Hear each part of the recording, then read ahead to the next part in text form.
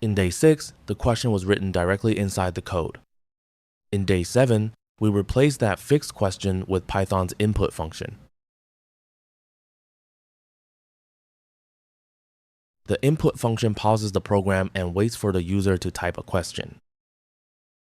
The typed text is stored in the user_question variable. The app then prepares the prompt, sends it to our simulated AI model, and displays the answer. The model response is still simulated. We are not using a real AI API yet. Now I run the app and type, "What is artificial intelligence?"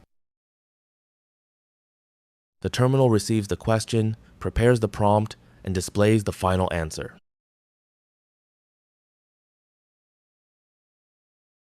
Day 7 is complete. Next, we will validate the user input.